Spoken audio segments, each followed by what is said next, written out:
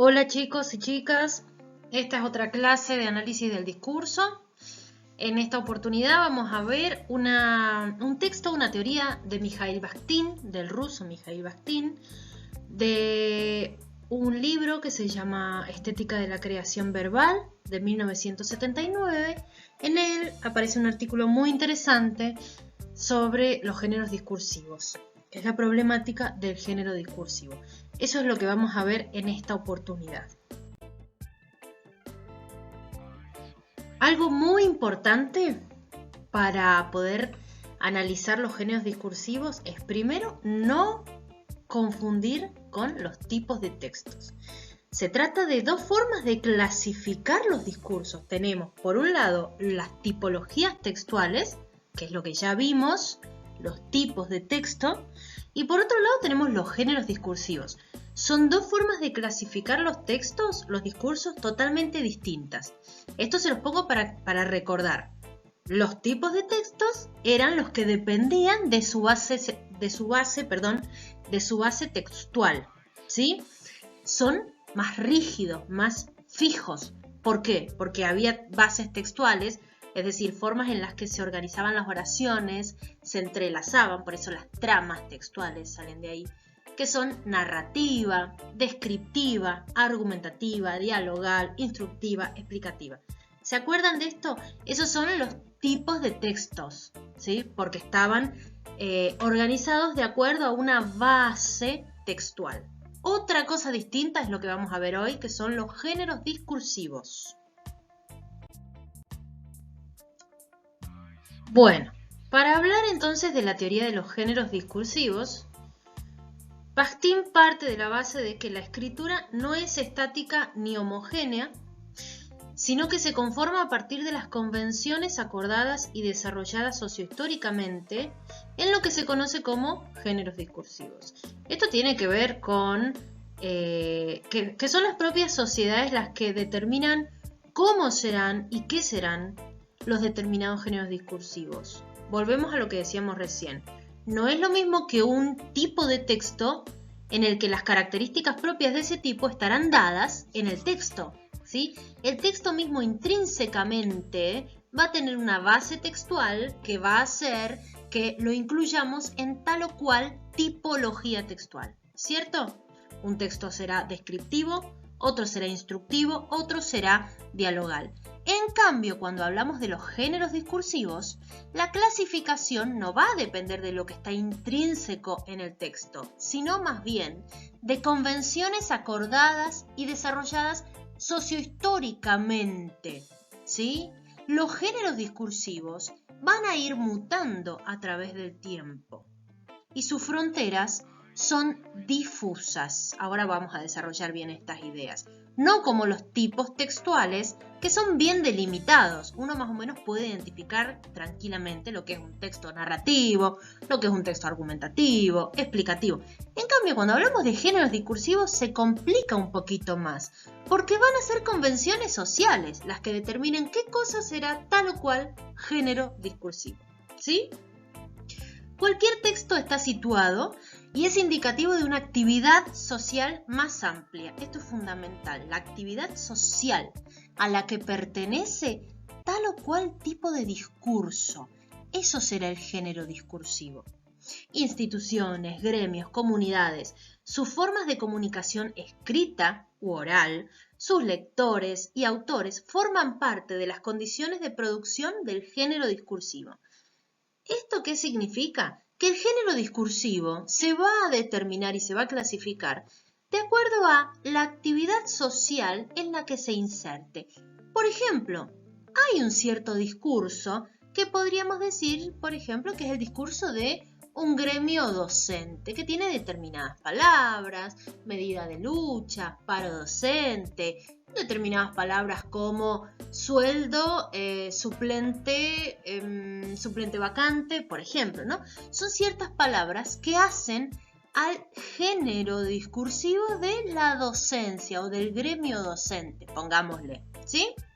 Hay otro género discursivo que podría corresponder a una esfera social, a una actividad social, como por ejemplo el de la policía, los policiales, los discursos policiales, un NN, Natalia, son los textos, digamos, llamados forense, era el género discursivo en la antigüedad, así se llamaba, que corresponden a determinadas temáticas particulares, determinadas palabras, el léxico es bastante particular y que, bueno, todo eso hace que uno pueda reconocer que pertenece al discurso de la policía, ¿sí?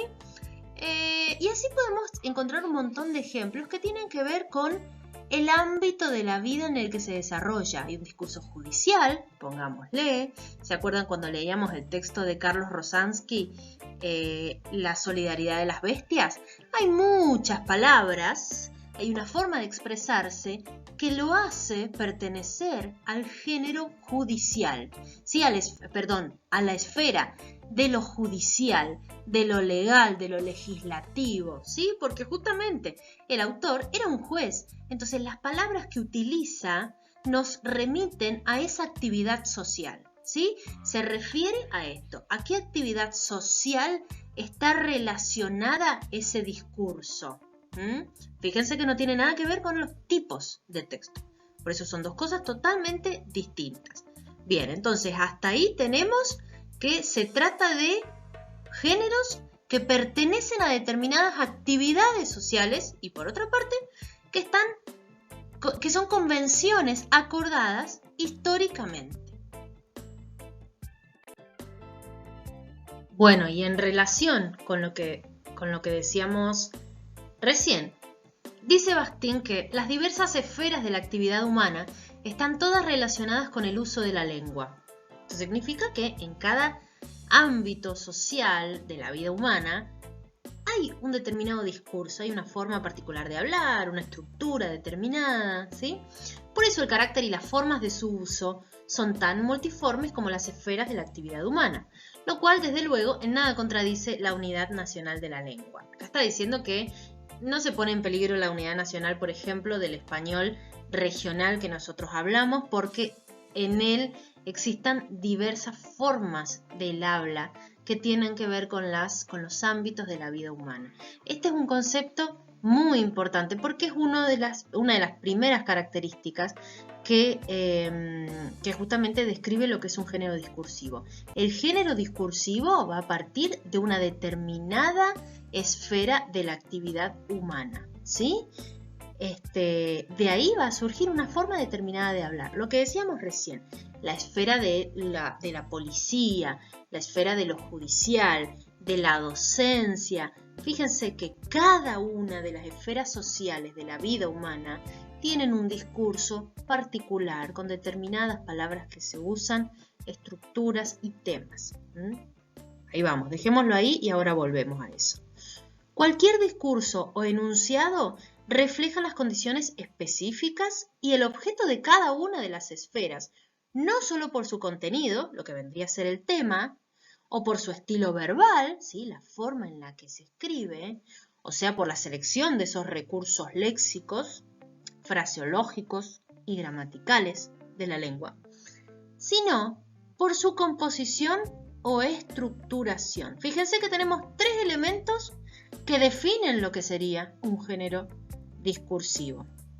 Cualquier enunciado o discurso, para ser un poquito más amplio, refleja las condiciones específicas de el contenido temático de una esfera de la vida social, el estilo verbal, el estilo tiene que ver con la forma de la escritura, qué recursos léxicos se utilizan, qué palabras se seleccionaron, qué frases, cómo se estructuran las oraciones, ¿sí?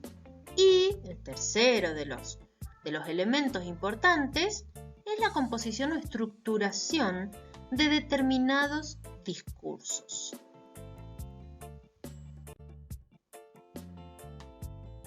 Bien, fíjense, los tres momentos o aspectos mencionados, dijimos, el contenido temático, el tema, el estilo, la forma de la escritura, y la composición, o la estructura, digamos, están vinculados indisolublemente en la totalidad del enunciado o texto. En este contexto los vamos a tomar como lo mismo, discurso y texto.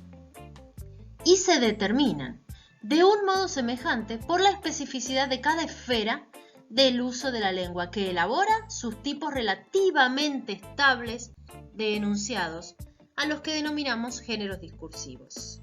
Entonces, acá hay otro concepto muy importante para describir lo que es un género discursivo.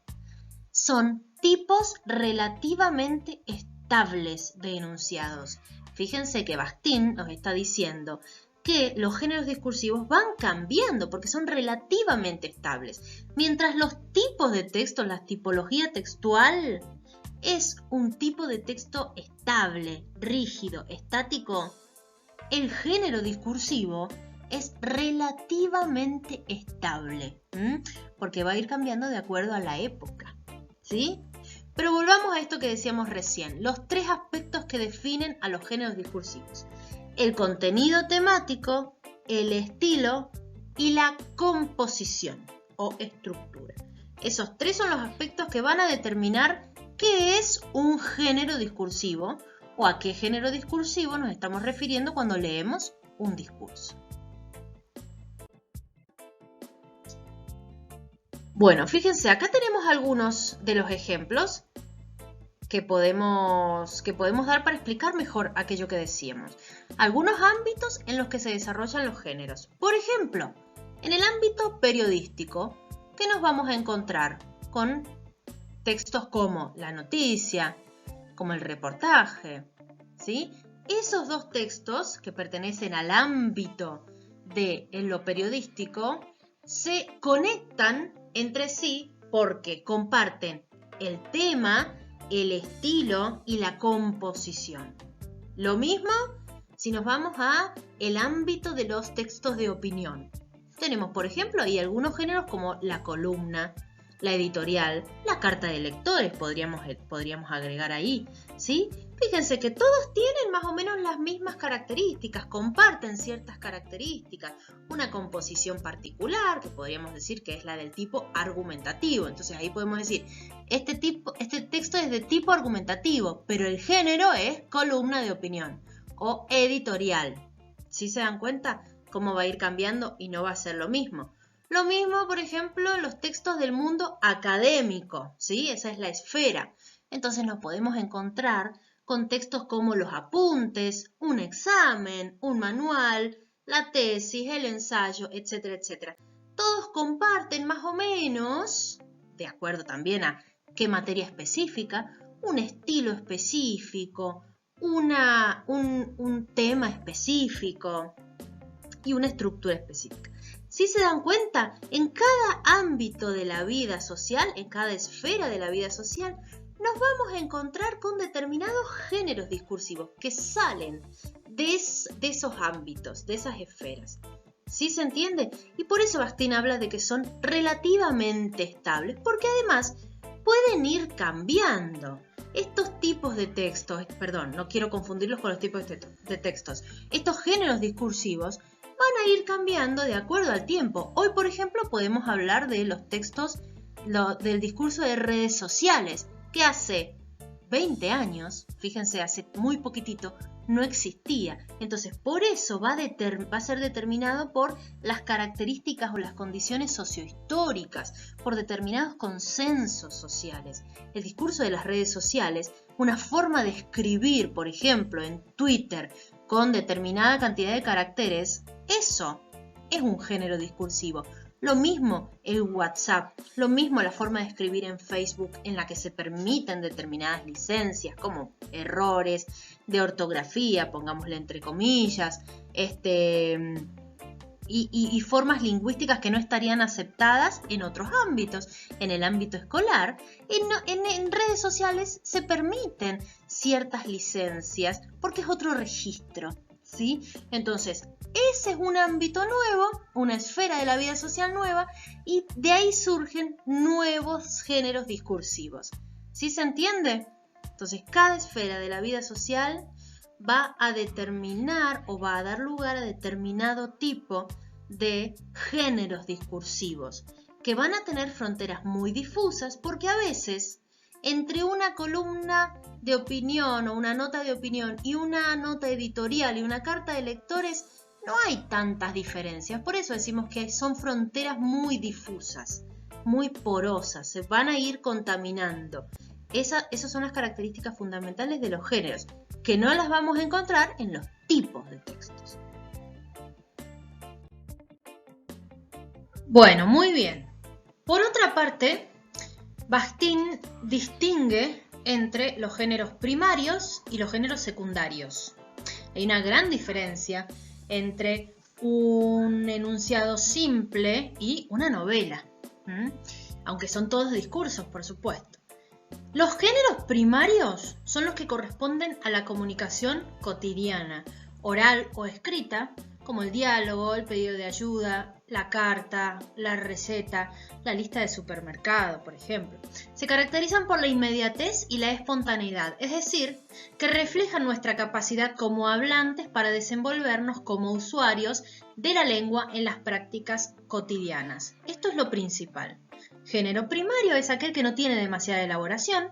Por lo general suelen ser orales, pero por supuesto que también abarcan la escritura. Y son géneros que se desprenden de nuestra vida cotidiana. Suelen ser por eso espontáneos. En cambio, los géneros secundarios ya son mucho más complejos. Son más elaborados, más desarrollados que los primarios. Son preferentemente escritos, aunque también puede haber un discurso oral que corresponda al género secundario. Por ejemplo, un discurso político de un mandatario presidencial que se difunde de manera oral y ha tenido una preparación. Esa es otra distinción de los géneros secundarios. Tienen un proceso de planificación, de preparación. Son géneros discursivos secundarios, por ejemplo, la novela, el informe científico, una película, o sea, ese guión de la película, un discurso político, lo que les decía recién, ya sea escrito u oral, un video musical. Los géneros secundarios, en su proceso de elaboración, reelaboran diversos géneros primarios. Por ejemplo, cuando un diálogo se incluye dentro de una novela. El diálogo, que simula un diálogo entre dos personajes cotidiano, ¿sí? Lo que sería un género primario, se incluye dentro de un género secundario, que es la novela, ¿sí? Entonces, los géneros secundarios suelen incluir a los primarios, nunca va a ser la viceversa. ¿Sí se entiende esto? Los primarios entonces son los géneros más espontáneos, cotidianos, suelen ser orales aunque también hay escritos y que tienen que ver con la inmediatez y la espontaneidad. En cambio, los secundarios son mucho más complejos, más desarrollados, requieren de una planificación y una preparación, pueden incluir a los géneros primarios adentro suyo y son muchísimo más elaborados, además de que pueden ser preferentemente escritos. Pero, por supuesto, les vuelvo a repetir, hay también discursos orales que pertenecen a los géneros secundarios. Esta es la gran diferencia entre los géneros de acuerdo a su nivel de dificultad y preparación.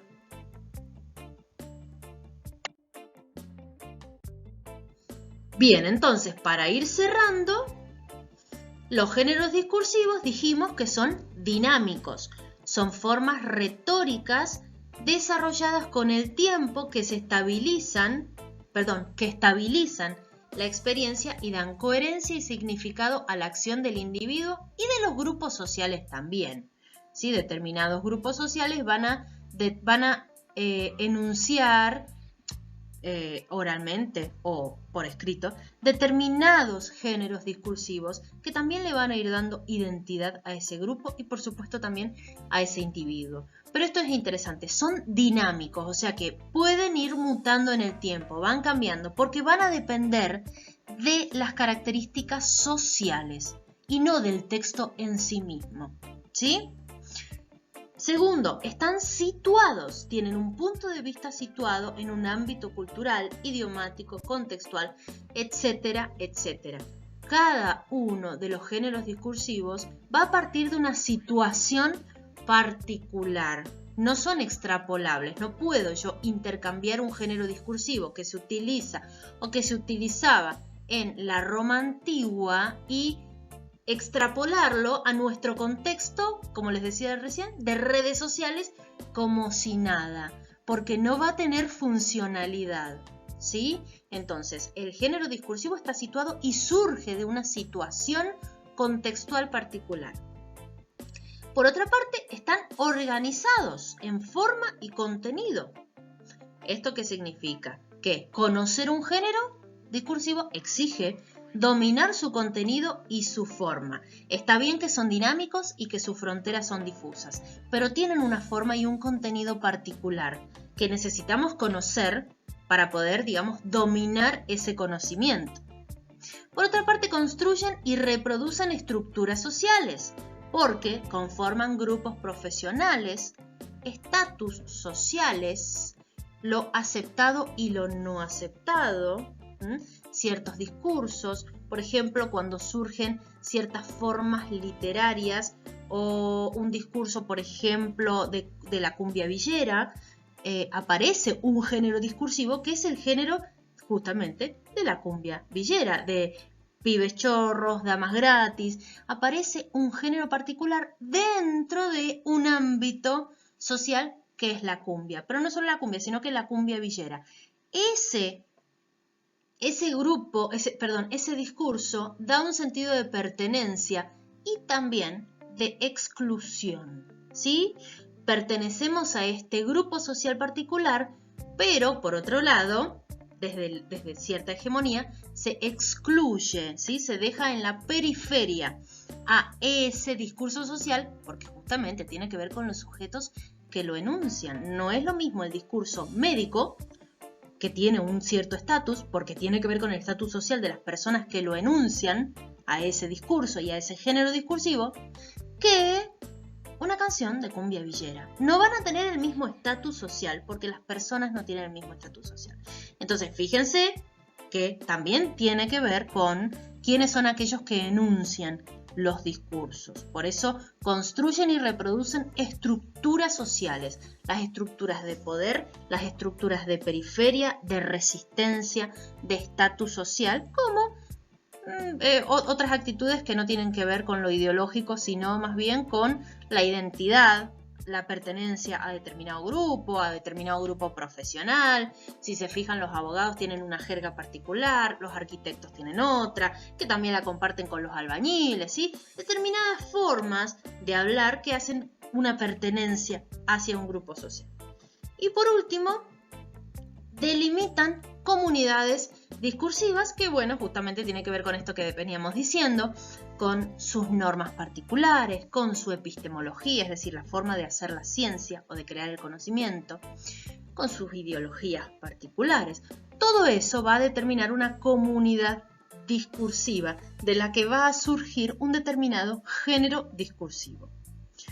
Bueno, hasta aquí entonces la teoría de Mikhail Bakhtin con respecto a los géneros discursivos para análisis del discurso.